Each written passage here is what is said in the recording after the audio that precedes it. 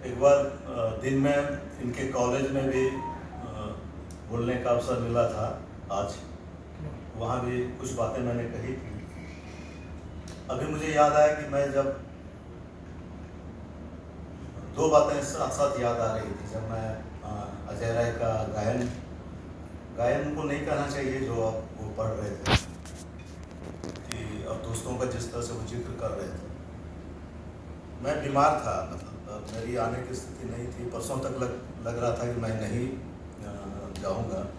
मेरे आने में दोस्ती की जितनी भूमिका हो उससे बड़ी भूमिका डॉक्टर रविशंकर सिंह की है।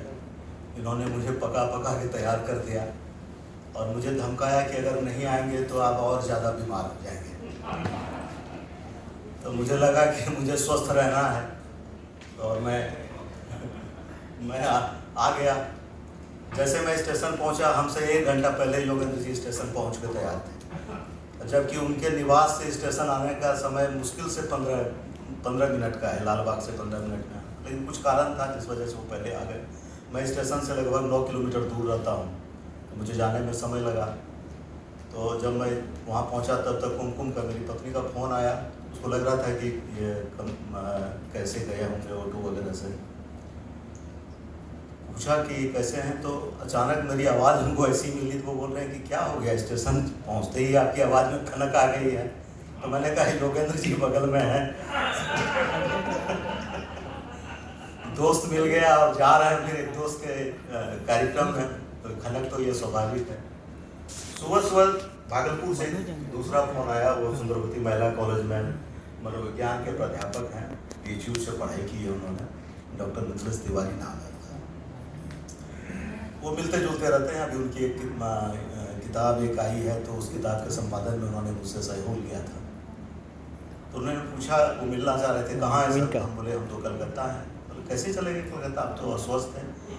तो हम बोले कि नहीं, आशुतोष जी का ये कार्यक्रम है, वो रिटायर हो रहे हैं। तो चूँकि फेसबुक पर रविशंकर सिंह और योगेंद्र को वो फॉलो करते रहते हैं, बोलते वही आशुतोष जो बहुत जवान दिखते हैं, कैसे रिटायर हो गए वो अभी? अब ये सुन के मैं थोड़ा लजा भी गया। मैं अभी रिटायर हुआ नहीं हूँ। इन दोस्तों की जमात में उम्र में मैं सबसे छोटा हूँ। अजय राय, रविशंकर सिंह, योगेंद्र, आशुतोष, प्रेम प्रभाकर एक और दोस्त हम लोग के थे, वो अब नहीं रहे। मेरी एंट्री इस जमात में थोड़ी देर से हुई। जैसे कॉलेज के अगर कहें तो मेरे पुराने मित्र यहाँ जो हैं वो स्कूल के दोस्त राजवर्धन, हम लोग एक क्लास में नहीं पढ़े लेकिन एक बैच में थे। और जमालपुर कस्बे जैसा था तो हम लोग मिलते बहुत थे, और वो साहित्यिक क्रीड़ा बचपन में ही थी तो मिलना जुलना। लेकिन इस जमात में मेरी एंट्री आशुतोष जी के ही माध्यम से हुई है। उस जिक्र को मैं आप लोगों को बताना चाहूँगा कि मैं पत्रकारिता की मेरी जिद थी। मेरे प्रोफेसर पिता चाहते थे कि एक अधिकारी बने। मैंने तय कर लिया कि मुझे नहीं बनना है। और मेरी माँ हेडमिस्ट्रेस थी, मेरे पिता प्रोफेसर थे। उन दोनों ने पता नहीं क्या तय किया, बोला कि अगर तुम ये बात नहीं मानते हो तो तुम्हारा खर्च बंद कर दिया जाएगा, तुमको तब आगे नहीं पढ़ना है अगर तुम कंपटीशन की तैयारी नहीं करोगे। मैंने कह दिया कि मुझे पत्रकारिता करनी है। और हम बम्बई जाने के लिए निकल रहे थे। मेरे बड़े भाई वहाँ उस समय भागलपुर में एक कॉलेज में पढ़ाते थे, सुंदरवती महिला कॉलेज में। उन्होंने कहा कि ठीक है, तुम्हारा फैसला अच्छा है, तुम जाओ, लेकिन कुछ सीख लो काम यहाँ। तो उस काम सीखने में भागलपुर के एक अखबार में मुझे काम मिल गया, विक्रमशिला टाइम्स, आप लोग जानते होंगे, नारायण तुलसीश्याम का अखबार था। उस अखबार में काम करने लगे। और मेरे भैया से रामशरण जी का और आशुतोष जी का और किन किन साथियों का तो हम ये नहीं कर सकते, लेकिन इन दो का आना जाना था। मैं अपने बड़े भाई के पास प्राय आशुतोष और अनिल प्रकाश को देखते थे, वो आते रहते थे। और उनके उस आने जाने में मुझे लगता है कि बाद में ये पोल खुला कि अनिल जी ने मुझे चिन्हित किया था, लक्षित किया था कि मैं इस जमात में शामिल करना है। आशुतोष जी को उस काम में लगाया गया। तो जो आज मैंने सुबह किया कि ये इनकी जो मतलब आँख है और जो इनकी जुबान है, ये जिस तरह से बात करते हैं, जिस तरह से किसी को देखते हैं, किसी को भी देखेंगे तो वो हमको लगता है कि धाराशाही हो जाएगा, जय जी कह रहे हैं। तो और मैं आशुतोष जी का इस नाते आभारी हूँ कि मुझे इस जमात में सिखाया बहुत। मैं पत्रकारिता में थोड़ा इन लोगों से पहले था, हम एक ही अखबार में हम लोग काम कर रहे थे। मैं, प्रसूलकांत, योगेंद्र, डॉक्टर आशुतोष, प्रेम प्रभाकर सब अखबार में थे। तो जैसे अलग अलग होती है, प्रेम प्रभाकर आज नहीं है, लेकिन रविशंकर सिंह के सबसे अच्छे दोस्त प्रेम प्रभाकर थे। अनुओं की जमात में जैसे योगेंद्र के सबसे अच्छे दोस्त आशुतोष हैं, आशुतोष के सबसे अच्छे दोस्त अजय राय हैं। तो इस तरह से अलग अलग भी जोड़ी है। तो उस जोड़ी में अगर हम आत्म परीक्षण करते हैं तो उस जमात में मेरी सबसे ज़्यादा निकटता आशुतोष से थी। और आशुतोष के ही रास्ते एक तरह से मुझे, जैसे अजय राय के बारे में आशुतोष ने मुझे बताया। मैं अजीत जी को आज मैंने देखा, लेकिन पिछले 35 वर्षों से इनकी चर्चा में सुन रहा था। रविशंकर सिंह से मेरी दोस्ती जो हुई वो आशुतोष जी की वजह से हुई। तो आशुतोष की एक सबसे बड़ी फितरत है कि ये अच्छे को अच्छे से मिलाते हैं, जिसको कहते हैं ये एक बहुत ही रचनात्मक काम है। आज तक मैंने कभी आशुतोष जी को किसी की शिकायत करते मैंने नहीं सुना। ऐसा नहीं कि कोई आदमी को गलत नहीं लगता होगा, लेकिन उसके बाद भी मुझे लगता है कि इनको यह सोचा होगा कि उसमें एनर्जी क्यों बर्बाद की जाए। ये चयन करते हैं कि किसको किनसे मिला के रखना है, किनको किनसे जोड़ना है, और बड़े पैमाने पर यह काम इन्होंने किया है। ये सिर्फ कलकत्ता में नहीं, कलकत्ता, भागलपुर, मधुपुर, दिल्ली, मतलब बहुत बड़ी कंसुलेंसी है। ये आदमी जो प्रेम से भरा हुआ है, मैं समझ नहीं पाता हूँ कि जिसके जीवन में इतना संघर्ष रहा हो, इतनी परेशानी रही हो, वो आदमी इस तरह की उन्मुक्त हंसी हंस सकता है। ये पराक्रम मुझे लगता है कि कोई महापुरुष ही कर सकता है। यह आसान काम नहीं होता है, आदमी उसमें टूट जा सकता है, आदमी छूट जा सकता है, लेकिन आशुतोष कायम रहे। तो वो इसलिए कि इन लोगों का जो प्रशिक्षण हुआ है, इस पूरी जमात के गुरु राधाकृष्ण साहब थे। मैं राधाओं का सीधे स्टूडेंट नहीं रहा, मैं कभी क्लास में उनके नहीं रहा, लेकिन मेरे भी वो मानस पिता थे, मुझे भी बहुत स्नेह करते थे।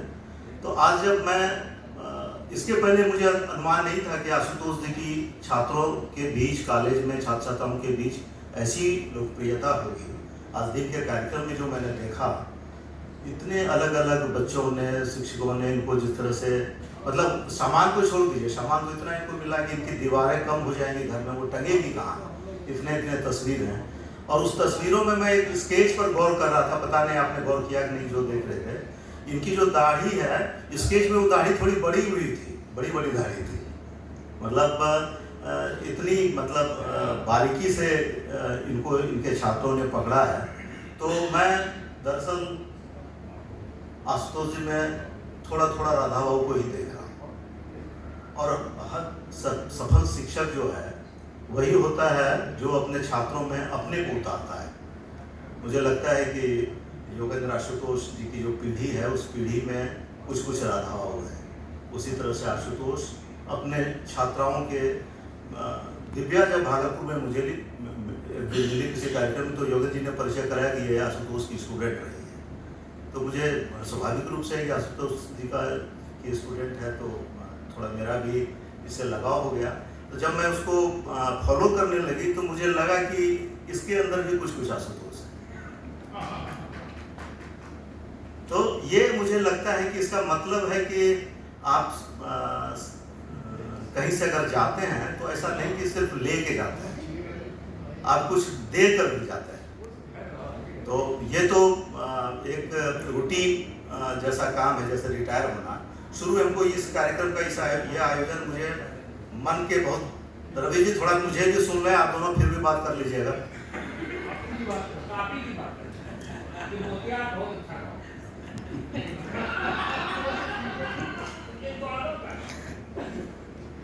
मैं ये कह रहा था कि शुरू में ये आयोजन की परिकल्पना मुझे बहुत अच्छी नहीं लगी थी। मुझे लगा कि वो वहाँ रिटायर कर रहे हैं, कि ये कॉलेज का काम है, रिटायर हो जाएंगे, उसके बाद हम लोग कोई एक मुकम्मल तारीख तय करके, और मेरे मन में था कि मधुपुर में सभी दोस्तों को मिलाएंगे, वो बीच में आएगा, कलकत्ता के लोग भी आ जाएं, भागलपुर के भी आ जाते, पटना के भी आते, और 2 दिन 3 दिन का ये करते, ये ज़्यादा अच्छा होता।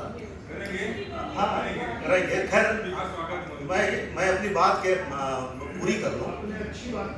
तो मेरे मन में यही था, लेकिन फिर भी मैं योगेंद्र जी को और दिव्या को और रविशंकर सिंह को, क्योंकि मेरी नज़र में ये आग इन्हीं तीनों की लगाई हुई है और ये कार्यक्रम मतलब इस तरह से, और बाकी दोस्त फिर उसमें कूद गए और उसके बाद ये लग रहा था उनको, तो मैं तो सचमुच आने वाला नहीं था। योगेंद्र जी को हम कह चुके थे हम नहीं जा सकेंगे, लेकिन मुझे बिल्कुल ये डर लगा कि तो लगता है कि सब जुट रहा है। अजय राय पहले नहीं आने वाले थे, ये भी आ गए कि वो अजय राय ने कहा कि तुम्हारा देखे टिकट, तुम आ रहे हो, तो हम सोचे हम कैसे छूट जाए।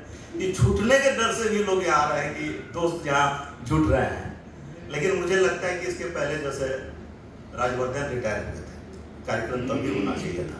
अजय राय रिटायर हुए, कार्यक्रम तभी होना चाहिए, लेकिन वो समय कोरोना के गाल में था।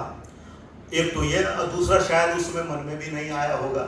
योगेंद्र को यह बात मन में इसलिए आ गई कि आशुतोष की बात आई, होता ही है इसी तरह से जो निकल। लेकिन अगर आप जैसे आज योगेंद्र जी ने बहुत अच्छी बात कही कि कोई भी शिक्षक रिटायर करे तो उसका एक सार्वजनिक रूप से सामाजिक सम्मान होना चाहिए। मुझे लगता है कि इस बात को हमें गांठ बांध लेनी चाहिए, और ये कलकत्ता में नहीं है, भागलपुर में हो, मणिपुर में हो, हमारा ये काम होना चाहिए। अजय राय ने भी ये बात कही कि हम लोग रास्ते बीच बीच में ये मिले हैं, और अजय राय जिस समय गा रहे थे तो उसमें मुझे बहुत पुरानी बात याद आई। अजय जी को याद होगा, भारत की आज़ादी के जब 50 वर्ष पूरे हुए थे तो 3 मुल्कों में जश्न मनाया जा रहा था, भारत, बांग्लादेश और पाकिस्तान में। तो उस जश्न की जो एक कमेटी बनी थी, तो उसकी इंडिया कमेटी में संयोग से मैं भी था। तो पटना में एक कार्यक्रम हुआ था, उस कार्यक्रम में मल्लिका पुखराज आई थी, उस कार्यक्रम में रेशमा आई थी, और जो तीसरे कलाकार थे वो अजय राय थे। और उस कार्यक्रम का संचालन मैंने किया था, और मुख्यमंत्री को उस कार्यक्रम का उद्घाटन करना था। दुर्भाग्यवश लालू जी ताज़ा उस समय जेल गए थे, तो राबड़ी जी ने आके उस कार्यक्रम का उद्घाटन किया था। और मुझे जहाँ तक याद है शायद नाश्ते पर राबड़ी जी ने हम लोग को नाश्ते को बुलाया था, और दूसरे दिन गवर्नर किदवई साहब ने खाने पर बुलाया। उस कार्यक्रम में मैंने अजय जी का जलवा देखा कि एक मैंने रेशमा जो अंतर्राष्ट्रीय ख्याति की कलाकार है, मल्लिका पुखराज, वो मैंने गज़ल की रानी कही जा रही हूँ, उसमें अजय राय ने अपने साहित्यिक गायन से जो समा बांधा, मतलब मेरे रोए खड़े हो जाते हैं, मतलब ये सुन के। और लगभग वैसा ही आज इन्होंने बगैर किसी ऑर्केस्ट्रा, बगैर किसी सुर के सबको निस्तब्ध कर दिया अजय राय। अजय राय मैं सैल्यूट करता हूँ कि आप हमारे समय में पैदा हुए। बोलने की बहुत इच्छा है, लेकिन मुझे लगता है कि और कभी अवसर आएगा, क्योंकि काफ़ी देर मतलब सुबह सबसे ज़्यादा तो मुझे लग रहा है कि मुझे आशुतोष जी पर दया आ रही है, एकदम सुबह ही स्नान किए हैं आज ही। और इन्होंने सूचित किया कि पूरा संकुल को लगा के आज निकले हैं, तो दिन भर ये थके हैं, जूता उता पहने, तो कार्यक्रम जल्दी समाप्त हो, भोजन हो, घर पहुँचेंगे, लोग आराम करेंगे, या फिर कोई तो लेकिन एक चीज़ जो यहाँ से हम लोग ये लेके जाएं कि हम लोग मिलने जुलने का ये इस कार्यक्रम को कंटिन्यू करें। घनश्याम जी हम लोगों के बीच में एक तरह से हम लोग के अग्रज मित्र हैं, अभिभावक हैं, और उनका बड़ा संपर्क और सामर्थ्य है, और उन्होंने कहा कि ये होगा, तो ये होना चाहिए, इसकी एक पीरियोडिसिटी फिक्स हो। मुझे लगता है कि ये फिर मैं कह रहा हूँ, रिटायर होना बिल्कुल एक मैकेनिकल चीज़ है। शिक्षक रिटायर क्या होगा, रिटायर आप होइए नहीं होइए। अब तो अभी पालीवाल जी ने कहा कि वो भी रिटायर हो रहे हैं। योगेंद्र जी उनको लग रहा है अगस्त में रिटायर हो जाएंगे या सितंबर में, दिसंबर में मैं रिटायर हो जाऊँगा। तो मतलब ये तो क्रम चलते रहेगा। लेकिन वही घनश्याम जी जिस समय आशुतोष को वो चादर दिखा रहे थे, तो मैंने यही कहा कि इस चादर को देखकर जो आगे रिटायर होने वाला है उसकी लालच जो है आकार ले रही है।